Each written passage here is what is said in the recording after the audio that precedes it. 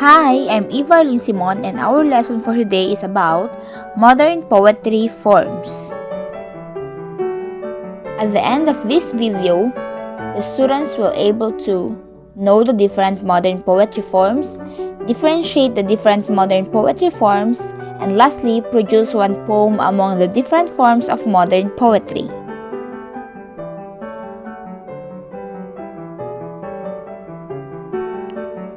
So here's our topics: free verse, concrete, cinquain, acrostic, and diamante.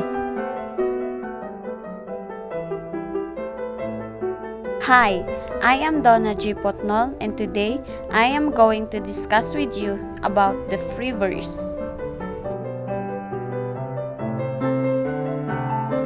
What is free verse? Free verse is a literary device that can be defined as poetry that is free from the limitations of a regular meter or rhythm and does not rhyme with fixed forms. Such poems are without rhythm and rhyme schemes, do not follow regular rhyme scheme rules, yet they provide artistic expression. In this way, the poet can give his own shape to a poem however he or she desires. However, it still allows poets to use alliteration, rhyme, cadence, and rhythms to get the effects that they consider are suitable for the piece. Features of free verse. Free verse poems have no regular meter or rhythm. They do not follow a proper rhyme scheme. These poems do not have any set rules. This type of poems is based on normal poses and natural rhythmical phrases, as compared to the artificial constraints of normal poetry. It is also called vers libre, which means is a French word meaning free verse. Example from the poem Fog by Carl August Sandburg. He was an American poet, biographer, journalist, and editor. He won 3 Pulitzer Prizes, 2 for his poetry and 1 for his biography of Abraham Lincoln. One of his most popular poems is The Fog. Carl Sandburg's astute observation of a cat in fog drew the poetic form in his free verse poem Fog. The fog comes on little cat feet. It sits looking over harbor and city, on silent haunches, and then moves on. Next example, Autumn by Thomas Ernest Hulme. Thomas Ernest was an English critic and poet who, through his writings on art, literature, and politics, had a notable influence upon modernism. He was an aesthetic philosopher and the father of Imaginism. Autumn in free verse. A touch of cold in the autumn night. I walked abroad and saw the ruddy moon lean over a hedge, like a red-faced farmer. I did not stop to speak, but nodded, and round about were the wistful stars, with white faces like town children. And last but not the least example, Ries by Angela Calmel, a French-born author of novels and short stories whose literary reputation rests on the 8th published volume of her personal diaries. She is also a diarist, essayist, novelist, and writer of short stories and erotica. She also wrote this poem in free verse, Wrist. And then the day came, when the wrist to remain tight in a bud was more painful than the wrist it took to blossom.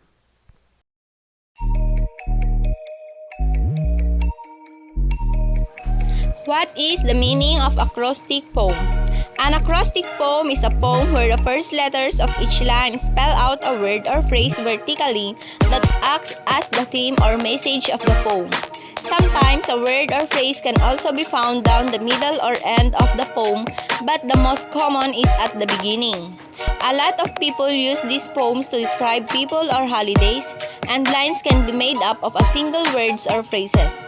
Acrostic poems do not follow a specific rhyme scheme, so they are easier to rhyme. For example, we have the word love lead nature. The acrostic sonnet is, love is like the damask rose, once smitten, bound by its charm, vividly feeling nature so close. Every moment makes feelings warm. Learn about being a better thyself. Essence of love shall make you fonder. As the flower enriches the world, it enriches itself, deeply touched by its wonder.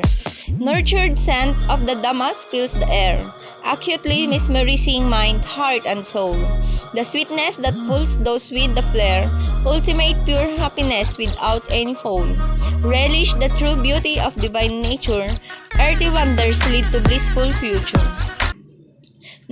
That is a poem created by Manjeshwari P. Mysore. He is a poet with a master's degree in computer science, PGDIMC, PG Diploma in Journalism and Mass Communication. Writing is my passion, be it poetry, fiction, or factual write-ups. Looking forward to write some real articles and stories, he says. Next, we have the second example, The Word Father by Judy M. Cusera, published in April 2019. Forever in my heart, always on my mind. Together again we will be, all in God's time. Heaven gained another angel the day you left. Eternity promises you much needed rest. Rest now, Daddy, I'll be okay because I carry you with me every single day. Next, we have the third examples, the word language. Light seeps through answering questions, noting reasons by gather sounds and understanding the fragments of atoned love while gaining power through encouragement. By Tamesha R. Avery. Hi, my name is Ankarit Sayan and I will discuss to you about a cinquain poem. A cinquain is a five-line poem that was invented by Adelaide Cropsey. She was an American poet who took her inspiration from Japanese haiku and tanka. A collection of poems titled Verse was published in 1915 and included 28 cinquains. Cinquains are particularly vivid in their imagery and are meant to convey a certain mood or emotion. Let's explore several examples of cinquain poems and their format. Cinquain poem form and structure.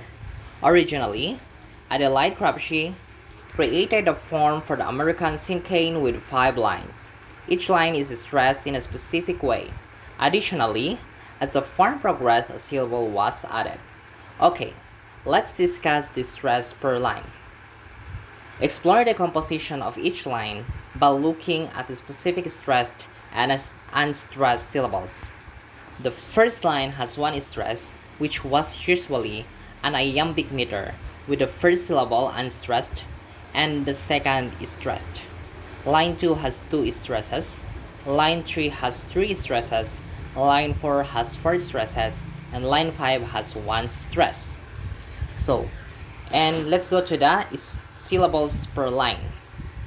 Following the invention of this form, writers made changes to the form and included a certain number of syllables per line.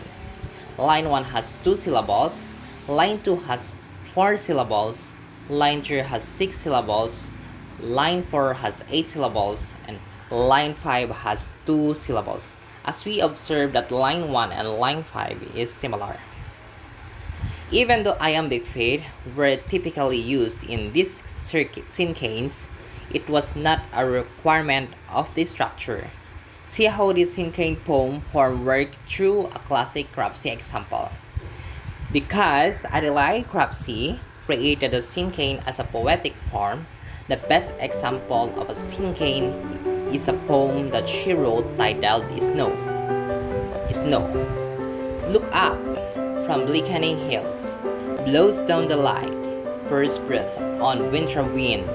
Look up and send. That's no. Cinquains. So we go to the didactic cinquain poem form 1. This is a very popular form of cinquain because of its simplicity. Instead of incorporating stress and syllables, it uses word count. The first line is one word, which is the title of the poem. The second line contains two words, which and adjectives that describe the title. The third line has three words that tell the reader more about the subject of the poem or show action. Many times these words are gerunds that end with ing or denoting a verbal action. The fourth line has four words that show emotions about the subject of the poem and maybe individual words or a phrase. The fifth line is one word that is a synonym of the title or is very similar to it. The example, The Castle, the title Castle by William Swink. William Swink created a powerful castle example that demonstrate the power of this form. Okay, the title Castle. Castle is strong, beautiful, and posing, protecting, watching. Symbolizes wealth and power, forged trust. The cinquain form 2, this didactic form is just slightly different from the form in that the fourth line is a complete sentence and may have more than just four words. The first line is one word. The second line contains two adjectives. The third line has three words ending in ing that denoting the verbal action. The fourth line has four or more words that make a complete sentence. The fifth line is one word. So the example of this is the entitled Acrobats by Anonymous. Acrobats, flexible, amusing, flipping, twirling, jumping. They make me laugh. Performers. That is the example of cinquain form 2. So, in the popular cinquain poem forms, since its invention, there have been many variations of the cinquain. Explore a few different types of cinquain poem examples. Certain types of cinquains are also called quintains or quintets because they have 5 lines. So number 1 here is the reverse cinquain, an American cinquain followed by a reverse American cinquain. And the number 2 is butterfly cinquain, a 9-line poem with a specific syllable pattern. And the third is crown cinquain. This crown cinquains puts 5 cinquains together to create a 25 line that form 5 stanza poem. Hi, I am Abigail and I'm going to discuss with you the Diamante, another type of poetry. What is Diamante in writing poetry? The Diamante poem or diamond poem was created by Iris Tide in a new poetry form. The Diamante, published in 1969. A Diamante is a 7-line poem that doesn't rhyme. The written words are shaped like a diamond, which is what gives this kind of poem its name. Diamante means diamond in Italian. The first and last lines are the shortest, with the lines in the middle increasingly longer. Diamante poems are a great starter poem to help kids warm up to the idea of writing poetry, especially when you want to show them that poems don't have to rhyme. Poetry uses concise and powerful language to describe things. That is exactly what Diamante poems do. The 7-line poem is not just shaped into a diamond. They also follow a specific pattern within the diamond. The subject of the poem is in the first line. It is usually a noun. It is then followed by 2 adjectives, then some verbs starting in the third line. more nouns, verbs, adjectives, and then the second subject or the opposite or antonyms. Examples: Sunrise and Sunset poem in Diamante form by Jezebel Miska. She is a creative pursuit like writing poetry and fiction. Of her poem made up through Diamante form is the Sunrise and Sunset. So here is the poem. Sunrise, fresh, joyful, brightening, rosing, warming, Eastern welcome, Western farewell, blushing, calming, dimming, contented, weary, sunset. Next, Life and Death by Karen Krutzinger. She is a licensed clinical hypnotherapist and a professionally licensed therapist, licensed by the state of Missouri as well as being nationally certified. One of her best poems is Life and Death with a form of Diamante style. Life. Purposeful, planned, exciting, moving, learning, heart, home, heaven, heart, hereafter, reposing, resting, resigning, anticipated, elusive, death. And then the last example is The Fragile by Charlotte Watkins. She is a chartered and European patent attorney with over 20 years experience in the IB industry. She is a co-founding partner of Cicerna LLP, a boutique UK-based IB firm where she heads up the life science team. One of her famous poems is entitled as Fragile with Diamante form.